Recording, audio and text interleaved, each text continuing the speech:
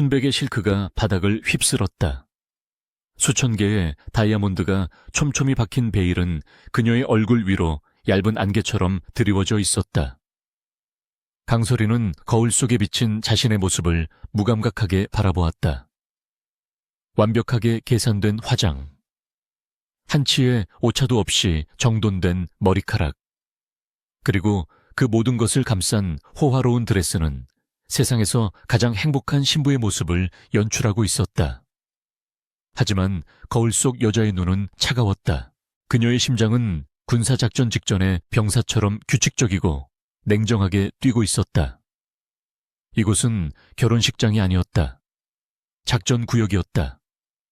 10분 뒤 그녀는 저 문을 열고 버진 로드를 걸어 들어가 목표물 한태준의 손을 잡을 것이다. 1000명 그룹의 회장인 그는 오늘 그녀의 신랑이 될 남자이자 지난 3년간 그녀의 모든 것을 앗아간 원흉이었다. 너무 아름다우세요, 사모님. 웨딩 플래너로 위장한 NIS 요원. 박 팀장이 그녀의 어깨를 가볍게 매만졌다.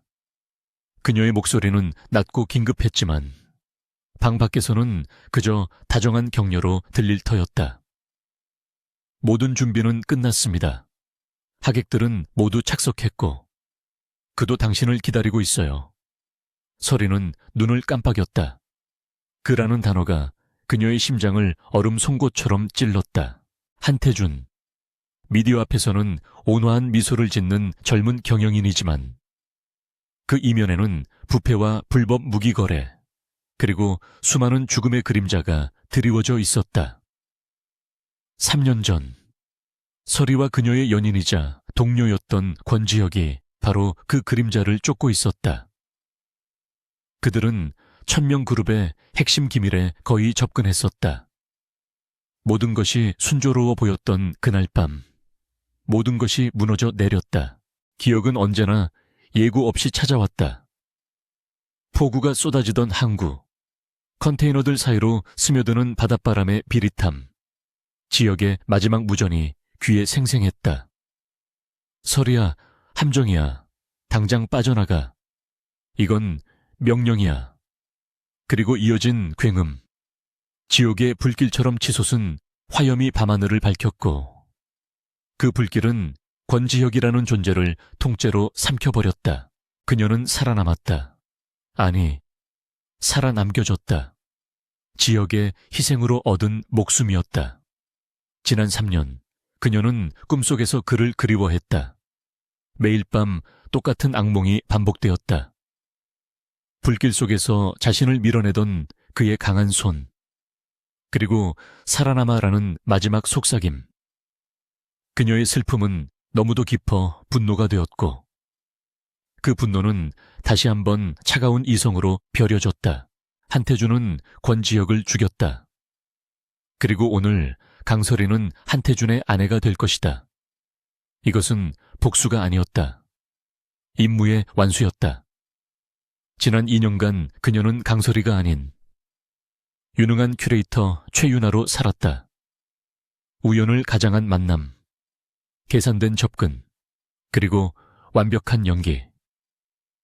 한태준은 그녀의 지적인 매력과 신비로운 분위기에 매료되었고 마침내 오늘 그의 철옹성에 그녀를 드릴 준비를 마쳤다.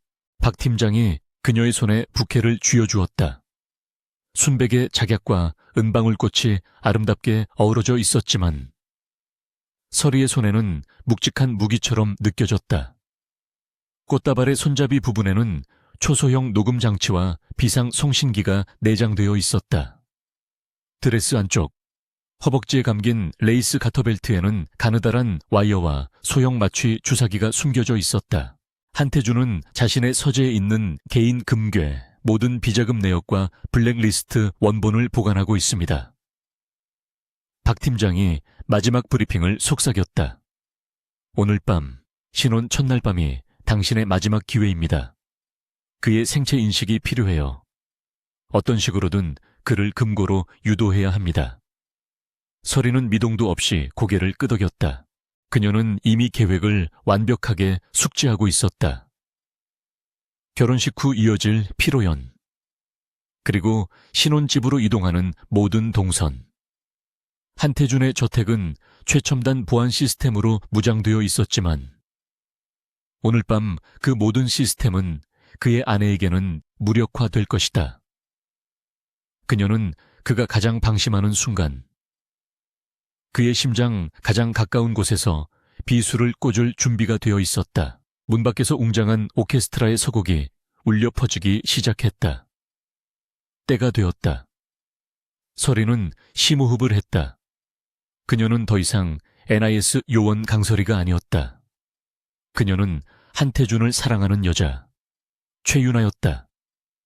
그녀는 지난 2년간 수천 번도 더 연습했던 그 부드럽고 수줍은 미소를 얼굴에 떠올렸다. 눈빛에서는 차가운 결의가 사라지고 설렘과 기대가 피어올랐다.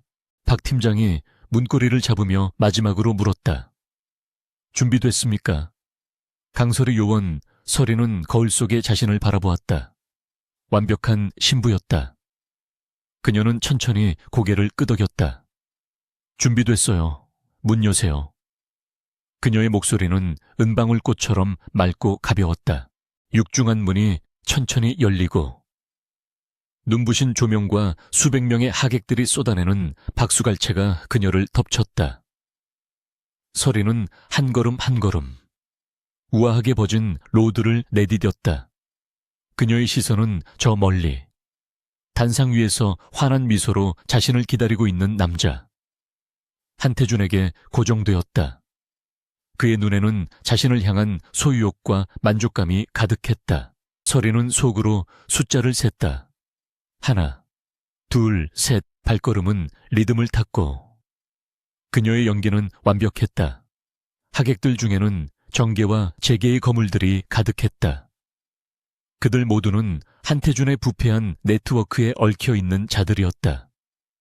오늘 이 결혼식은 그들의 유대감을 과시하는 자리이기도 했다.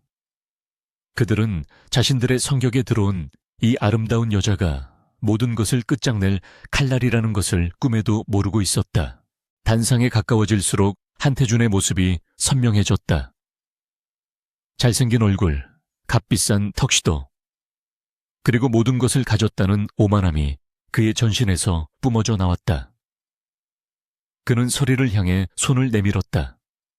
서리는 3년 전 불타오르던 항구를 떠올렸다. 지역의 절박했던 눈빛. 그녀는 자신의 손을 한태준의 손 위에 올려놓았다. 그의 손은 따뜻했지만 서리에게는 시체의 그것처럼 차갑게 느껴졌다. 주례가 시작되었다. 엄숙한 목소리가 식장에 울려 퍼졌지만 서리의 귀에는 들리지 않았다. 그녀의 모든 감각은 주변의 경호원들, 비상구의 위치, 그리고 한태준의 미세한 표정 변화에 집중되어 있었다. 그는 완전히 방심하고 있었다. 그녀의 아름다움에 취해 자신의 승리를 만끽하고 있었다. 그는 자신이 얼마나 치명적인 적을 신부로 맞이하고 있는지 전혀 알지 못했다. 서리는 한태준을 바라보며 미소 지었다. 이 미소는 그를 위한 것이 아니었다. 그것은 권지혁을 위한 진혼곡이었고 다가올 심판을 위한 서곡이었다. 3년 동안 꿈에서 그리워한 남자는 이미 재가 되어 사라졌다. 그리고 오늘 그녀는 그 남자의 복수를 위해 그리고 정의를 위해 괴물의 손을 잡고 있었다. 결혼식은 순조롭게 진행되고 있었다. 모든 것이 그녀의 계획대로였다. 한태준의 따뜻한 손이 그녀의 손을 감쌌다. 그 온기가 3년 전의 얼음장 같던 기억을 뚫고 들어왔다. 주례의 목소리가 웅궁거리는 소음처럼 멀어지고 화려한 예식장의 조명은 3년 전 그날의 폭우가 몰아치던 인천항의 어두운 섬광으로 변해갔다. 시간은 거꾸로 흘러 그녀를 가장 끔찍했던 순간의 한복판으로 데려갔다. 3년 전 늦가을의 비는 차갑고 거셌다. 강설이와 권지혁은 방수 전술 장비로 몸을 감싼 채 칠흑 같은 어둠 속 컨테이너 더미 사이를 은밀하게 이동하고 있었다. 그들의 작전명은 발키리. 1000명 그룹이 위장 수입한 불법 무기 밀매 현장을 급습하는 것이었다.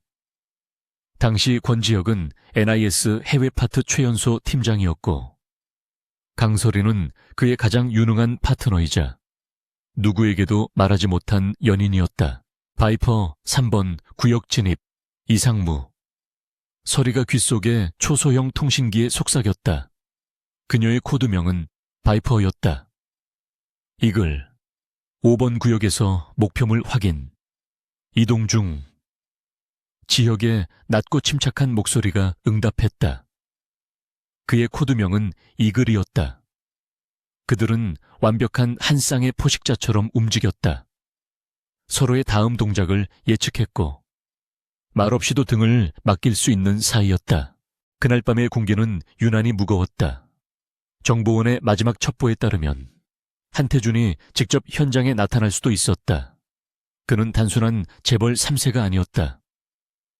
1000명 그룹이라는 합법적인 가면 뒤에 숨어 국가 안보를 위협하는 거대한 범죄 네트워크를 지휘하는 그림자였다. 그들은 몇 년간 그의 꼬리를 쫓았고 마침내 오늘 그 실체를 잡을 기회를 얻었다. 서리가 컨테이너 모퉁이를 돌았을 때 무언가 잘못되었음을 직감했다. 너무 조용했다. 정보원이 말한 접선 장소에는 아무도 없었다. 이글, 뭔가 이상해. 함정일 수 있어. 그녀가 경고의 메시지를 보내는 순간 사방에서 서치라이트가 켜지며 그들의 위치를 노출시켰다. 동시에 묵직한 엔진 소리와 함께 중무장한 용병들이 컨테이너 위에서 모습을 드러냈다. 젠장 지역의 욕설이 통신기를 찢고 들어왔다. 바이퍼, 퇴로 확보, 7시 방향, 총알이 빗발치기 시작했다. 서리와 지역은 거대한 강철 컨테이너를 방패 삼아 응전했다. 하지만 적의 화력은 압도적이었다.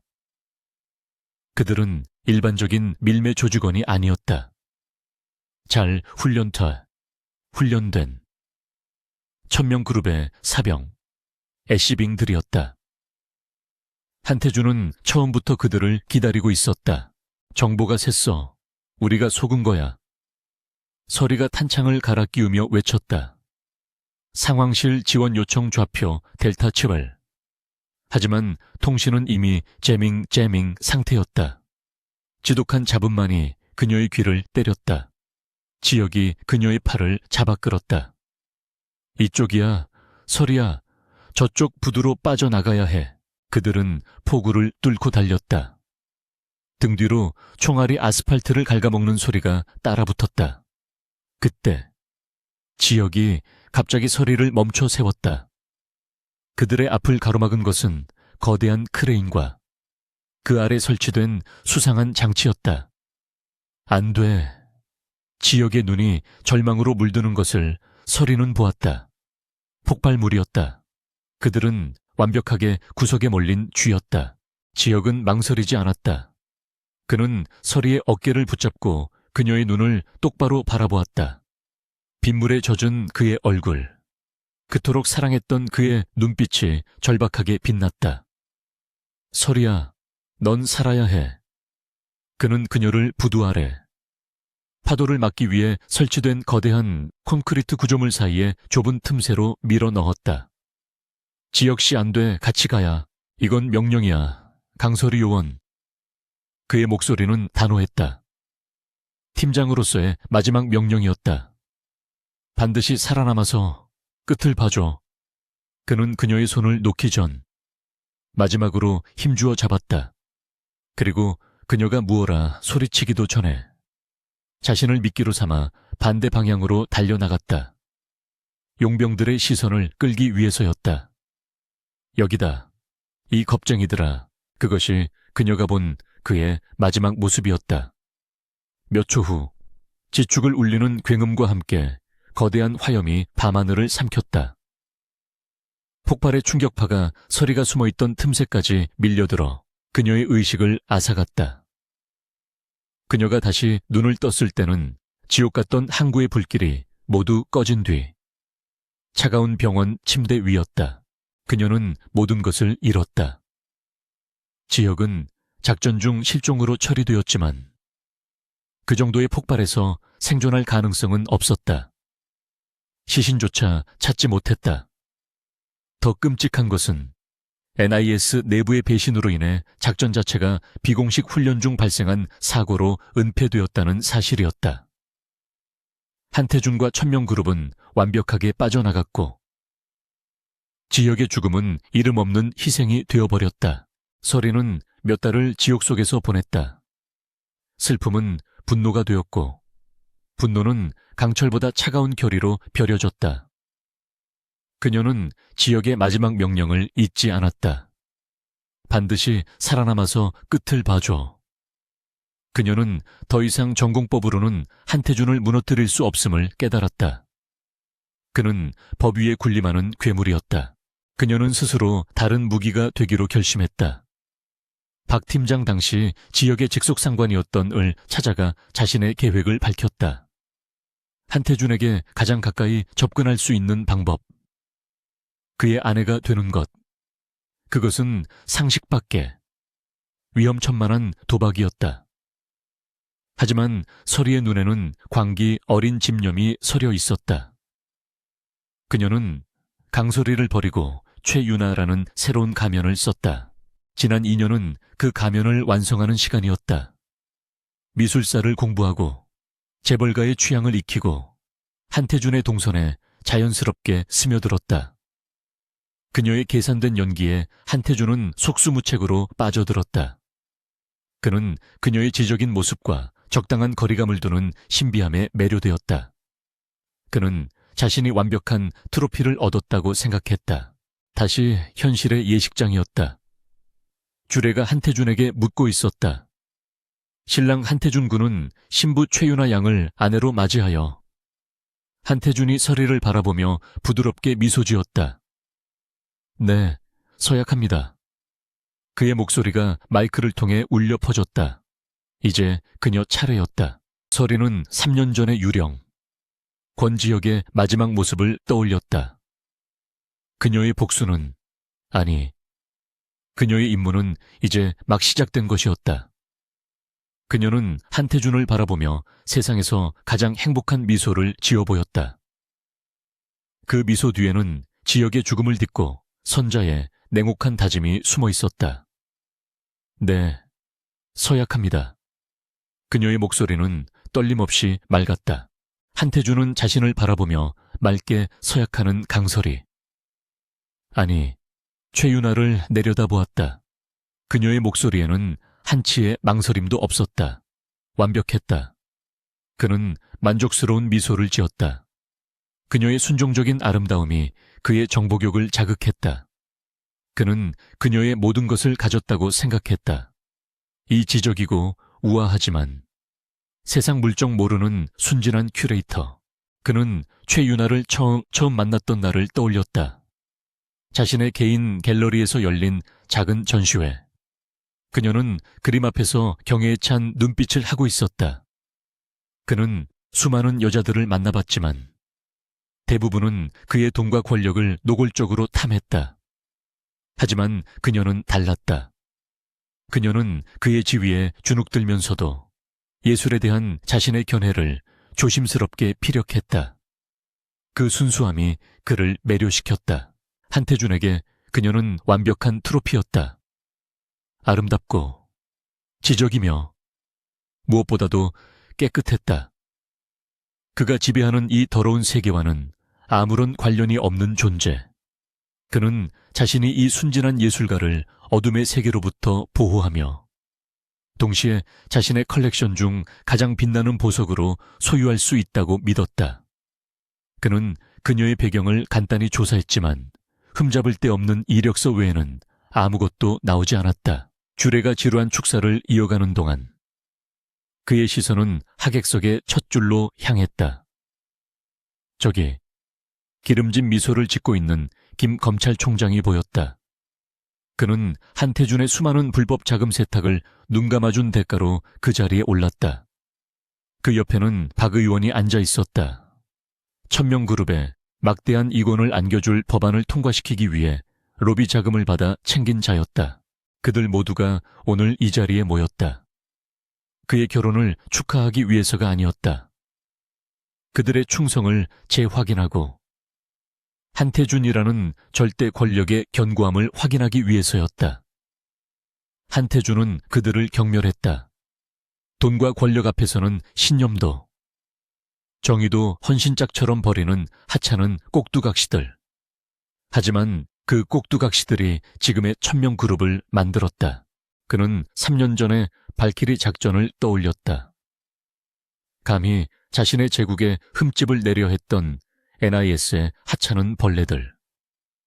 권지혁이라는 이름의 팀장이었나.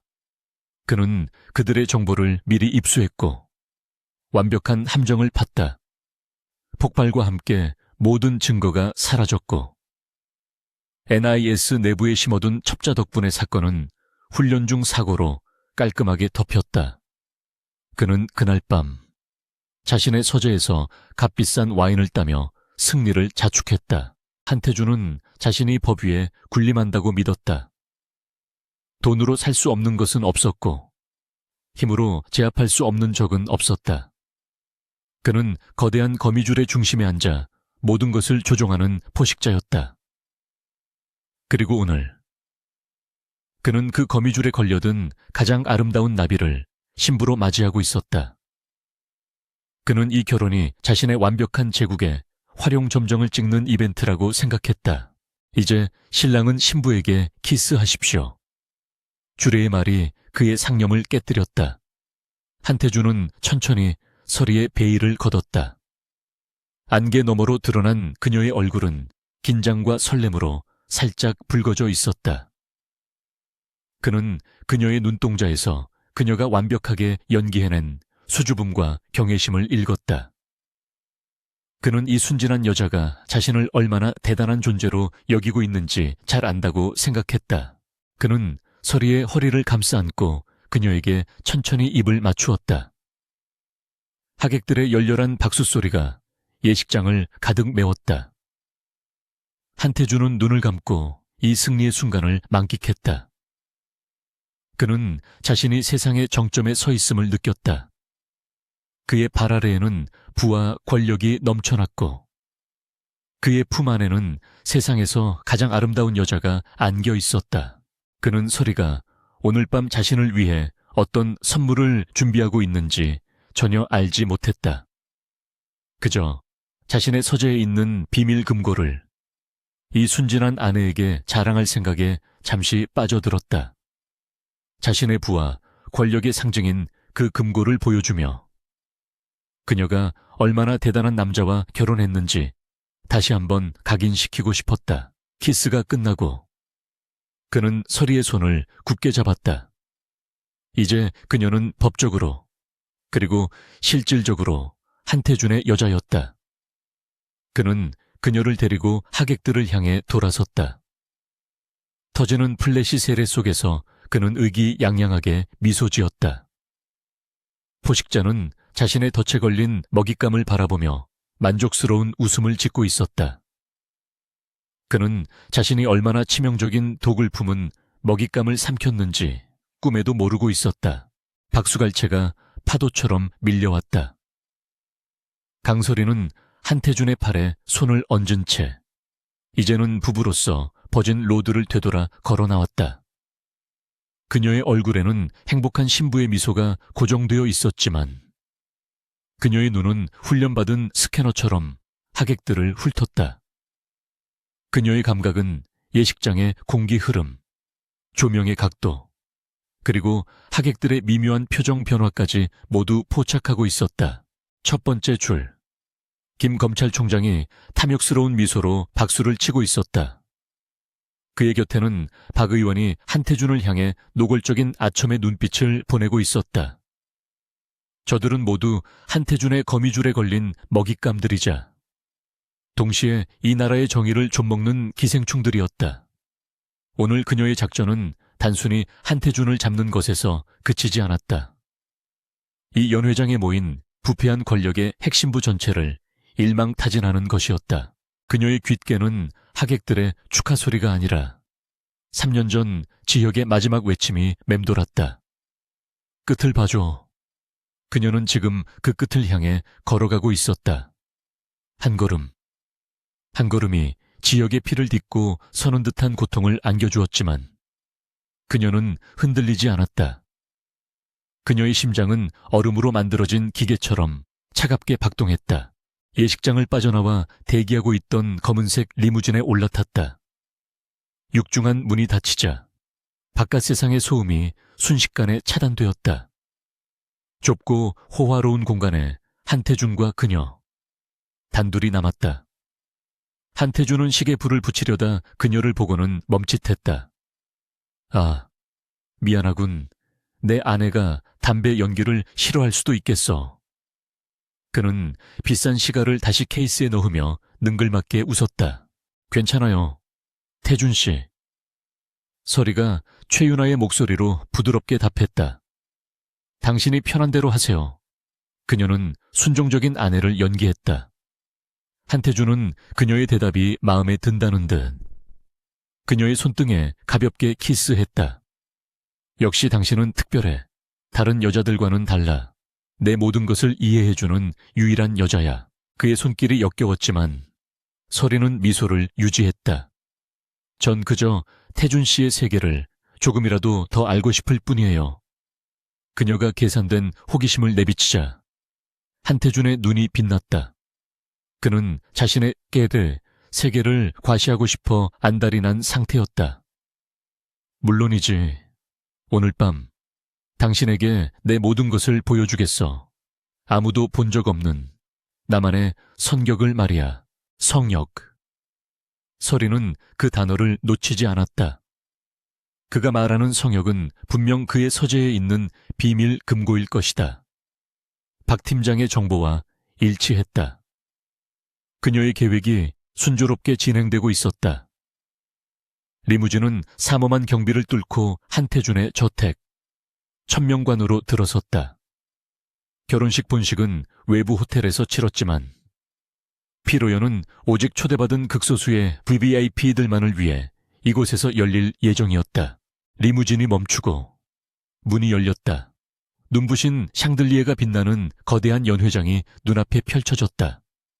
이미 수십 명의 하객들이 샴페인 잔을 든 채 그들을 기다리고 있었다. 이곳은 늑대들의 소굴이었다. 서리는 한태준의 팔짱을 낀 채 그 소굴의 중심으로 당당하게 걸어 들어갔다. 그녀는 더 이상 먹잇감이 아니었다. 늑대 무리에 섞여든 암살자였다. 한 회장님, 축하드립니다. 정말 미인이십니다. 김 검찰총장이 다가와 넉살 좋게 인사를 건넸다. 그의 시선이 노골적으로 서리의 몸을 훑었다. 서리는 수줍은 듯 살짝 고개를 숙였지만 그녀의 눈은 김 총장의 넥타이핀에 숨겨진 소형 마이크를 포착했다. 그는 한태준과의 대화를 녹음하고 있었다. 서로가 서로를 믿지 못하는 공생관계. 김 총장님이야말로 오늘 멋지십니다. 한태준이 웃으며 잔을 부딪혔다. 조만간 좋은 소식이 있을 겁니다. 기대하셔도 좋습니다. 서리는 그 좋은 소식이 다음 붕이 불법 자금의 배당을 의미한다는 것을 직감했다. 그녀는 이 모든 대화를 기억하고 분석했다. 그녀의 뇌는 실시간으로 정보를 처리하는 슈퍼컴퓨터였다. 피로연은 한태준의 권력을 과시하는 무대였다. 그는 서리를 데리고 다니며 자신의 동맹들에게 소개했다. 서리는 완벽한 최윤아로서 지적이고 우아하지만 세상 물정 모르는 예술가처럼 행동했다. 그녀는 그림과 음악에 대해 이야기하며 그들의 경계심을 풀었다. 아무도 그녀의 미소 뒤에 숨겨진 차가운 칼날을 눈치채지 못했다. 시간이 흘렀다. 연회장의 분위기가 무르익고 사람들은 술에 취해 방심하기 시작했다. 한태준 역시 와인을 몇 잔 들이켜고는 기분이 좋아 보였다. 그는 서리의 허리를 감싸 안으며 그녀의 귓가에 속삭였다. 이제 슬슬 자리를 뜰까 당신에게 보여줄 것이 있거든. 심장이 쿵 하고 울렸다. 때가 되었다. 서리는 한태준을 올려다보며 가장 매혹적이고 순진한 미소를 지어 보였다. 네, 태준 씨, 저도 기대하고 있었어요. 그녀의 목소리는 꿀처럼 달콤했지만 그 속에는 3년간 벼려온 복수의 칼날이 숨겨져 있었다. 그녀는 한태준의 손에 이끌려 늑대들의 소굴을 빠져나왔다. 이제 마지막 무대. 그의 성경으로 향할 시간이었다. 연회장을 벗어나 저택의 2층으로 향하는 거대한 나선형 계단을 오르며 한태준은 멈추지 않고 짓거렸다. 그의 목소리에는 값비싼 와인에서 오는 기분 좋은 취기와 세상을 다 가졌다는 오만함이 섞여 있었다. 그는 서리의 허리를 단단히 감싸 안은 채 마치 왕이 자신의 왕국을 소개하듯 말했다. 이 천명관은 단순한 집이 아니야. 유나, 나의 성이지. 그리고 이제 당신의 성이기도 해. 그는 벽에 걸린 거대한 유화들을 손으로 훑었다. 저 그림들 전부 진품이야. 수백억을 호가하지. 하지만 진짜 보물은 따로 있어. 오직 나만이 접근할 수 있는 곳. 나의 성소의 말이야. 서리는 그의 말에 적절히 감탄하는 표정을 지어 보였다. 성소라니, 정말 대단해요. 태준 씨, 전 그런 비밀스러운 공간이 있다는 게 믿기지 않아요. 그녀의 목소리는 호기심과 경외심으로 떨리는 것처럼 연기되었다. 그녀의 손은 부케를 든 채였지만 드레스 아래 허벅지에 고정된 마취 주사기의 차가운 감촉에 모든 신경이 집중되어 있었다. 계획의 마지막 단계였다. 그의 서재, 그의 금고, 그가 방심한 틈을 타 생체 인식을 확보하고 그를 제압한 뒤 박 팀장에게 신호를 보낸다. 모든 것이 완벽하게 맞아떨어지고 있었다. 그녀는 3년간의 지옥 같던 훈련과 고통스러운 위장을 보상받을 순간이 코앞에 다가왔음을 느꼈다. 지역의 복수가 눈앞에 있었다. 그들은 2층 복도 끝에 있는 육중한 마호가니 문 앞에 멈춰 섰다. 이곳이 그의 서재이자 성소의 입구였다. 한태준이 최첨단 지문인식 스캐너에 손을 대려던 바로 그 순간이었다. 아래층 연회장에서 끔찍한 파열음이 울려 퍼졌다. 샴페인 잔이 깨지는 소리, 사람들의 비명, 그리고 무엇인가 거대하고 단단한 것이 부서지는 굉음이었다. 뭐야. 한태준이 격앙된 목소리로 외치며 계단 쪽으로 몸을 돌렸다.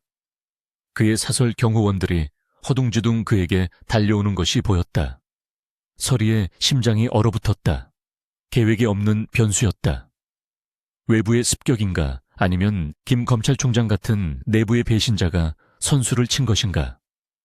그녀의 손이 본능적으로 드레스 아래의 무기로 향했다. 그때 연회장의 정문이 활짝 열렸던 자리에 연기와 먼지를 뚫고 검은색 전술 장비를 갖춘 인물들이 유령처럼 나타났다. 그들은 한태준의 경호원들이 반응할 틈도 주지 않고 신속하고 무자비하게 그들을 제압하기 시작했다. 비살상용 가스탄이 터지고 섬광탄이 눈앞을 멀게 했다. 아수라장이었다. 서리는 혼란 속에서 본능적으로 몸을 낮추고 상황을 파악하려 했다. 침입자들은 NIS나 경찰 특공대와는 움직임이 달랐다. 훨씬 더 치명적이고 정교했다. 그들은 마치 이 저택의 구조를 훤히 꿰뚫고 있는 듯 망설임 없이 2층을 향해 진격했다. 한태준은 공포에 질려 서리를 방패 삼아 뒤로 물러섰다. 이 개자식들 당장 막아. 그리고 그가 나타났다. 전술팀의 선두에 서서 피에 젖은 연회장을 가로질러 계단을 성큼성큼 올라오는 남자. 칠흑 같은 헬멧 바이저를 올리자 익숙하면서도 낯선 얼굴이 드러났다. 3년 전 불길 속에서 사라졌던 바로 그 얼굴. 하지만 흉터가 그의 왼쪽 뺨을 길게 가로지르고 있었고 한때 다정했던 그의 눈은 지독한 증오와 얼음 같은 냉기로 가득 차 있었다. 권지혁이었다. 서리의 세상이 무너져 내렸다. 그녀는 숨을 쉴 수 없었다. 3년 동안 매일 밤 꿈에서 그리워했던 남자. 그녀의 삶을 지탱해 온 복수의 이유이자 그녀의 모든 고통의 근원이었던 남자. 그가 살아있었다. 지혁 씨. 그녀의 입에서 나온 소리는 그녀 자신에게도 들리지 않을 만큼 미약했다. 하지만 권지혁은 그녀를 쳐다보지도 않았다. 마치 그녀가 그 자리에 존재하지 않는다는 듯. 아니, 그저 값비싼 가구 중 하나에 불과하다는 듯이 지나쳤다. 그의 시선은 오직 한 사람, 공포에 질려 떨고 있는 한태준에게 고정되어 있었다. 신랑을 빼앗으러 왔다. 제목의 문구가 서리의 뇌리를 스쳤다. 내 놈의은 누구야? 한태준이 마지막 남은 경호원 뒤에 숨어 소리쳤다. 지혁은 품에서 푸른색 표지가 달린 신분증을 꺼내 던졌다.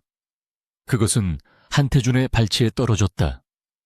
대한민국 국군 방첩사령부 권지혁 소련기다. 그의 목소리는 3년 전보다 훨씬 낮고 거칠어져 있었다. 한태준. 지혁이 한 걸음 다가서자 마지막 경호원이 그에게 달려들었다. 지혁은 눈 하나 깜빡하지 않고 그의 팔을 꺾어 제압한 뒤 무릎으로 복부를 가격해 쓰러뜨렸다. 모든 동작이 물 흐르듯 빠르고 치명적이었다. 그는 한태준의 멱살을 움켜쥐었다. 천명그룹 회장 한태준. 귀관을 국가보안법 위반, 군사기밀보호법 위반, 그리고 반국가단체 수고의 혐의로 현 시간부로 긴급 체포한다. 신랑을 빼앗았다. 그는 서리의 신랑을, 그녀의 목표물을, 그녀의 3년간의 임무를 통째로 빼앗아갔다. 한태준은 믿을 수 없다는 듯이 웃음을 터뜨렸다. 반국가단체 미쳤군. 내가 누군지 알아. 당장 이 손 놓지 못해. 지혁은 그를 벽에 거칠게 밀어붙였다. 내 놈이 3년 전 인천항에서 죽이려 했던 그 NIS 요원이다. 내 놈의 첩자들 덕분에 죽다 살아났지. 그제야 서리는 깨달았다. 그는 NIS가 아니었다. 방첩사령부, 군소속이었다. 그는 3년간 죽은 사람이 아니었다. 그는 다른 곳에서, 다른 방식으로 자신만의 전쟁을 치르고 있었던 것이다. 서리는 웨딩드레스를 입은 채 그 자리에 얼어붙었다. 그녀는 행복한 신부도, 냉철한 요원도 아니었다. 그저 3년 전의 과거에 버려진 유령일 뿐이었다. 혼돈이 2층 복도를 지배했다.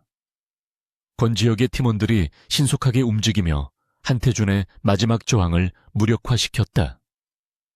손, 머리 위로 엎드려 고함 소리와 함께. 방금 전까지 이 나라의 정재계를 주무르던 거물. 한태준은 무기력하게 바닥에 제압당했다.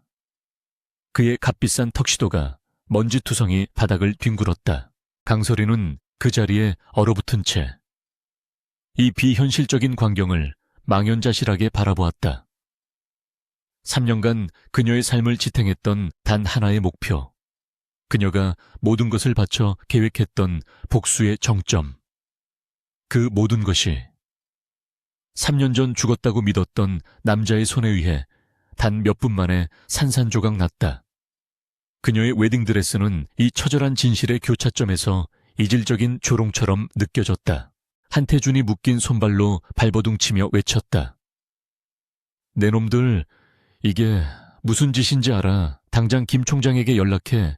박 의원 내 손님들이. 지혁은 그의 머리채를 잡아챘다. 내 놈의 손님들, 그가 차갑게 비웃으며 복도 아래 아수라장이 된 연 회장을 턱짓으로 가리켰다. 지금쯤 전부 같은 자세로 엎드려 있을 거다. 내 놈의 부패한 연회는 끝났어. 그제야 서리는 아래층의 소란이 단순한 제압이 아님을 깨달았다. 이것은 동시다발적으로 진행된 거대한 작전이었다. 그녀의 결혼식은 처음부터 끝까지 더 큰 작전을 위한 무대였을 뿐이다. 그리고 그녀는 자신도 모르는 사이에 그 무대 위에서 가장 중요한 역할을 맡은 배우였다. 모든 것이 정리되고 정적이 내려앉았다. 오직 한태준의 거친 숨소리와 요원들의 낮은 무전소리만이 복도를 울렸다. 마침내 권지혁이 서리를 바라보았다. 3년 만에 처음으로 마주한 그의 시선이었다. 그 눈에는 반가움도 미안함도 없었다. 오직 혹독한 훈련과 임무의 무게로 단련된 군인의 냉철함만이 번뜩였다. 살아 있었어. 서리가 간신히 목소리를 쥐어짰다. 그 한마디에 3년간의 그리움, 원망, 배신감, 그리고 지금 이 순간에 참을 수 없는 혼란이 모두 담겨 있었다. 그녀의 눈이 타는 듯한 갈증으로 그를 바라보았다. 어떻게 이럴 수가 있어? 지혁은 그녀에게 천천히 다가왔다. 그의 발걸음 소리가 그녀의 심장을 짓밟는 듯 했다. 그는 그녀의 몇 걸음 앞에서 멈춰 섰다. 3년 전 그 폭발에서 살아남았다. 그의 목소리는 흉터처럼 거칠었다. 정신을 차렸을 땐 병원이 아니라 방첩사령부의 안전가옥이었지. NIS 내부의 첩자가 날 제거하려 했지만 그들 역시 날 주시하고 있었더군. 그는 서리의 순백의 드레스를 그리고 그녀의 절망적인 눈빛을 무감각하게 훑어보았다. 난 공식적으로 사망 처리됐다. 그게 한태준을 속일 유일한 방법이었어. 난 3년간 유령으로 살았다. 내 놈이 오늘 밤 서재에서 확인하려 했던 그 블랙리스트, 그 원본을 확보하기 위해서 서리의 심장이 차갑게 식어내렸다. 그가 모든 것을 알고 있었다. 그녀의 위장, 그녀의 접근, 심지어 오늘 밤 그녀의 마지막 임무까지 알고 있었어. 내가 이 결혼식을. 그녀의 목소리가 분노로 떨렸다. 알고 있었어. 강설이 요원. 처음부터. 그의 대답은 비수처럼 날아와 그녀의 마지막 희망마저 꿰뚫었다. 네가 최윤아라는 이름으로 한태준에게 접근하는 순간부터 넌 내 작전의 일부였다. NIS는 독자적으로 움직였지만 방첩사는 그 위에서 모든 것을 지켜보고 있었지. 서리는 숨이 막혔다. 그녀의 3년은 무엇이었나? 지역의 죽음을 애도하며 그의 복수를 위해 스스로를 지옥에 던진 그 시간들은 그 모든 것이 살아있는 그에 의해 철저히 이용당한 것이란 말인가? 그녀는 배신감에 몸을 떨었다. 날 이용한 거야. 내 고통을, 내 복수심을 이용. 지혁의 눈이 처음으로 감정을 드러냈다. 차가운 분노였다. 이건 내 사적인 복수가 아니야. 이건 전쟁이다. 네가 감정 노름에 빠져 최윤아라는 가면을 쓰고 있는 동안 난 진짜 지옥에서 이 칼을 갈고 있었다. 네 결혼식이 필요해서. 그는 한태준을 가리켰다. 이놈과 이놈에게 기생하는 모든 버러지들을 한자리에 모을 완벽한 미끼. 네 웨딩드레스가 바로 그거였어. 네가 아니었다면 저 아래 연회장에 모인 그 수많은 거물들을 한꺼번에 체포할 명분도 기회도 없었을 거다. 넌 네 역할을 완벽하게 수행한 거야. 강설이 요원. 그의 말은 잔인할 정도로 정확했다. 그녀는 분노했지만 반박할 수 없었다. 그녀는 요원이었고 임무를 수행했다. 비록 그것이 자신이 계획했던 방식과는 완전히 달랐을지라도 그녀는 3년간 그리워했던 남자가 아니라 냉혹한 전략가이자 지휘관이 된 권지혁 소령을 마주하고 있었다. 임무 완료됐군. 지혁이 그녀에게서 시선을 거두고 부하들에게 명령했다. 한태준, 연행해. 나머지 팀은 아래층을 정리하고 철수 준비. 그는 서리를 다시 한번 스쳐 지나갔다.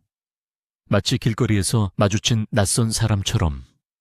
그가 그녀의 곁을 지나는 순간 서리는 그의 팔을 붙잡았다. 그녀의 손이 그의 전투복 소매를 움켜쥐었다. 지혁씨. 그녀의 목소리는 이제 분노가 아닌 깊은 슬픔에 잠겨 있었다. 단 한 번도 내 생각은 안 했어. 그 3년 동안. 그 불길 속에서 헤어지던 그 순간 이후로 지혁은 잠시 멈춰 섰다. 그는 그녀의 손을 내려다보았지만 뿌리치지는 않았다. 그의 흉터진 얼굴이 미세하게 떨렸다. 매일 밤 그가 나지막이 속삭였다. 매일 밤 네가 죽는 꿈을 꿨다. 그래서 더 독해져야 했어. 널 다시 이 지옥에 끌어들이지 않기 위해서. 하지만 넌 결국 스스로 걸어 들어왔더군. 나보다 더 지독한 방식으로. 그는 그녀의 손을 부드럽게, 하지만 단호하게 떼어냈다. 우리의 시간은 3년 전 그 항구에서 끝났다. 끝났다. 설이야. 지금 우린 살아남은 자들일 뿐이야. 그는 더 이상 뒤돌아보지 않고 한태준과 그의 부하들을 이끌고 계단을 내려갔다. 설이는 순백의 드레스를 입은 채 그 텅 빈 복도에 홀로 남겨졌다. 진실은 그녀가 감당하기에는 너무도 무거웠다. 며칠의 시간이 폭풍처럼 지나갔다. 강설이는 더 이상 순백의 웨딩드레스를 입고 있지 않았다. 그녀는 몸에 익은 검은색 정장 차림으로 NIS에 안가. 회색 벽으로 둘러싸인 삭막한 방에 앉아 있었다. 벽에 걸린 TV 화면에서는 연일 1000명 게이트라다라는 이름으로 뉴스가 쏟아져 나왔다. 한태준을 비롯해 그날 결혼식 피로연에 참석했던 정재계 거물들이 줄줄이 수갑을 차고 검찰청 포토라인에 서는 모습이 반복해서 방영되었다. 김 검찰총장, 박 의원, 한태준이 구축했던 부패의 거미줄은 권지혁이 이끈 방첩사령부의 기습과 강설이가 NIS 내부에서 2년간 수집한 자료의 결정적인 조합으로 인해 뿌리째 뽑혀나가고 있었다. 모든 것이 끝났다. 3년간 그녀를 짓눌렀던 임무가, 그리고 지혁의 복수라는 이름의 사명감이 완수되었다. 하지만 설이의 마음은 텅 비어 있었다. 승리에 의해 기쁨보다는 모든 것을 불태우고 난 뒤에 잿더미 위에 홀로 서 있는 듯한 허무함이 더 컸다. 그녀는 진실을 알게 되었지만 그 진실은 그녀가 3년간 지켜온 모든 것을 무의미하게 만들었다. 그때 방문이 열리는 소리가 났다. 권지혁이었다. 그는 며칠 전에 전술 장비가 아닌 단정한 군 정복 차림이었다. 어깨에 소령 계급장이 차갑게 빛났다. 흉터가 남은 그의 얼굴은 그날 밤의 냉혹함 대신 깊은 피로감에 젖어 있었다. 두 사람 사이에는 무거운 침묵이 흘렀다. 보고는 끝났습니까? 설이가 먼저 입을 열었다. 그녀의 목소리는 메말라 있었다. 방금. 지혁이 짧게 대답했다. 그는 설이의 맞은편 의자에 앉지 않고 창가에 서서 바깥 풍경을 바라보았다. 안가의 창문은 언제나처럼 굳게 닫혀 있었다. 추가해요. 권 소령님. 설이가 비꼬는 듯한 어조로 말했다. 3년간의 유령 행세가 성공적인 작전으로 마무리되었군요. NIS는 방첩사의 완벽한 들러리가 되었고, 그녀의 말에는 날이 서 있었다. 내가 당신의 완벽한 미끼가 되었고. 지혁은 천천히 그녀를 돌아보았다. 그의 눈은 3년 전 그녀가 사랑했던 그 남자의 눈이 아니었다. 그것은 수많은 죽음과 배신을 목격한 군인의 눈이었다. 그렇게 생각하나 강요원. 그는 더 이상 그녀를 설이야라고 부르지 않았다. 그럼 당신의 인연은 뭔가? 사적인 복수심에 불타 조직의 승인도 없이 독단적으로 적의 심장부에 뛰어든 무모한 도박 아니었나? 그의 지적은 정확했다. 설이는 반박할 수 없었다. 그녀 역시 NIS의 규율을 어기고 자신만의 전쟁을 시작했었다. 난 당신의 복수를 위해서. 내 복수 지혁이 그녀의 말을 잘랐다. 난 죽지 않았어. 3년 전 그 항구에서 죽은 건 이글이라는 코드명을 쓰던 NIS 팀장 권지혁이야. 난 그 불길 속에서 다시 태어났어. 오직 한태준이라는 과학을 뽑아내기 위한 칼로 그는 창가에서 걸어나와 그녀의 앞에 멈춰 섰다. 당신을 속인 건 미안하게 생각하지 않아. 그게 당신을 살릴 유일한 방법이었으니까. 만약 당신이 내가 살아있다는 걸 알았다면 한태준은 1초도 안 돼 당신의 정체를 눈치챘을 거야. 당신은 연기에 소질이 없어. 강설이. 당신의 그 지독한 슬픔과 분노만이 한태준을 속일 수 있는 유일한 진심이었어. 설이는 입술을 깨물었다. 그녀의 가장 큰 고통이 그녀의 가장 완벽한 위장이었다는 진실. 그는 그녀의 슬픔을 방패막이로 삼아 자신의 임무를 완성했다. 잔인했지만 그것이 그들이 몸담고 있는 이 세계의 방식이었다. 그녀는 요원이었고 그는 군인이었다. 그들 사이에 로맨스가 끼어들 자리는 없었다. 이제 어쩔 거지? 설이가 물었다. 모든 것이 끝난 지금 그들은 무엇이 되는 걸까? 3년 전의 연인 아니면 그저 임무 중에 스쳐 지나간 타인 지역은 잠시 눈을 감았다. 그 짧은 순간 그의 얼굴의 깊은 고뇌와 슬픔이 스쳐 지나갔다. 3년간 유령으로 살아야 했던 그의 고독이 느껴지는 듯했다. 난 내 자리로 돌아간다. 방첩새는 아직 처리할 일이 많아. 그가 대답했다. 당신도 마찬가지겠지. NIS는 이번 일로 큰 공을 세웠으니. 그들의 대화는 2명의 지친 군인들이 작전 후 보고를 나누는 것처럼 건조했다. 그들은 서로의 희생을 알고 있었다. 그의 고독과 그녀의 고통, 설이는 자리에서 일어났다. 그녀도 이제 이 방을 떠나야 했다. 그래, 그렇겠지. 그녀는 지역을 스쳐 지나가 문으로 향했다. 그녀의 손이 문고리를 잡았을 때 지역의 낮은 목소리가 그녀를 붙잡았다. 설이야. 그녀가 멈춰 섰지만 돌아보지는 않았다. 3년 만에 처음으로 듣는 그녀의 이름이었다. 살아줘서 고맙다. 그의 목소리는 미세하게 떨리고 있었다. 3년 전 그 불길 속에서 내 마지막 명령을 지켜줘서 그리고 끝을 봐줘서 설이의 눈에서 뜨거운 것이 흘러내렸다.